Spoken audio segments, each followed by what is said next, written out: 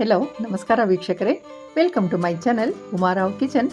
ನಾನಿವತ್ತು ನಿಮ್ಮ ಜೊತೆ ತಂಬಿಟ್ಟು ಉಂಡೆ ರೆಸಿಪಿಯನ್ನು ಶೇರ್ ಮಾಡ್ಕೋತಾ ಇದ್ದೀನಿ.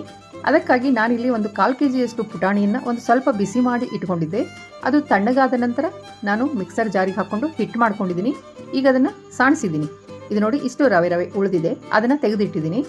ಈಗ ಮಿಕ್ಸರ್ ಜಾರಿಗೆ ಹುರಿದಂತಹ ಶೇಂಗಾ ಬೀಜ ಹಾಕ್ಕೊಂಡು ಹಾಗೆ ಸ್ವಲ್ಪ ಅದಕ್ಕೆ ಒಣಶುಂಠಿ ಮತ್ತು ಏಲಕ್ಕಿಯನ್ನು ಸೇರಿಸಿ ಸ್ವಲ್ಪ ತರಿತರಿಯಾಗಿ ಪುಡಿ ಮಾಡ್ಕೊಂಡಿದ್ದೀನಿ.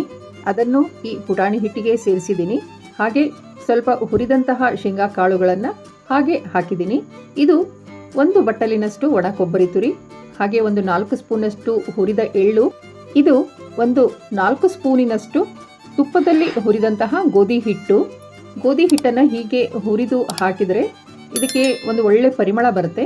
ಅದಕ್ಕೋಸ್ಕರ ನಾನಿದನ್ನು ಹಾಕಿದ್ದೀನಿ.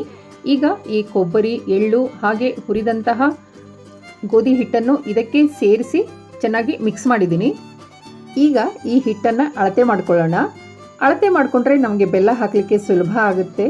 ಅದಕ್ಕೋಸ್ಕರ ಇದನ್ನು ನಾನು ಅಳತೆ ಮಾಡ್ಕೊಂಡಿದ್ದೀನಿ.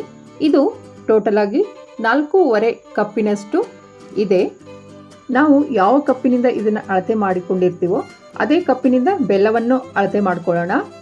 ನಾನು ಅದೇ ಕಪ್ಪಿನಿಂದ 2.5 ಕಪ್ಪಿನಷ್ಟು ಬೆಲ್ಲದ ಪುಡಿಯನ್ನು ತಗೊಂಡಿದ್ದೀನಿ. ಇದು ಸಿಹಿ ಸರಿಯಾಗಿಯೇ ಇದೆ. ಅದಕ್ಕೆ 3/4 ಕಪ್ನಷ್ಟು ನೀರನ್ನು ಸೇರಿಸಿಕೊಂಡು ನಾನು ಪಾಕ ಮಾಡ್ಕೊಂಡಿದ್ದೀನಿ. ಈ ಪಾಕವನ್ನು ಹೀಗೆ ಒಂದು ಪ್ಲೇಟಿಗೆ ನೀರು ಹಾಕ್ಕೊಂಡು ಅದರಲ್ಲಿ ಪಾಕವನ್ನು ಹಾಕಿದಾಗ ಪಾಕ ಈ ರೀತಿ ನಿಂತ್ಕೋಬೇಕು. ಇಲ್ಲೋಡಿ, ಈ ರೀತಿ ನೀವು ಕೈ ಬೆರಳುಗಳ ಮಧ್ಯೆ ಈ ಪಾಕವನ್ನು ಮುಟ್ಟಿ ನೋಡಿದರೆ ಹೀಗೆ ಅದು ಒಂದೆಳೆ ಪಾಕ ಬರಬೇಕು. ಇದು ಕರೆಕ್ಟಾದ ಹದ. ಈಗ ನಾನು ಆ ಬೆಲ್ಲದ ಪಾಕವನ್ನೆಲ್ಲ ಈ ಪುಟಾಣಿ ಹಿಟ್ಟಿನ ಮಿಶ್ರಣಕ್ಕೆ ಸೇರಿಸಿ ಚೆನ್ನಾಗಿ ಮಿಕ್ಸ್ ಮಾಡ್ತಾ ಇದ್ದೀನಿ.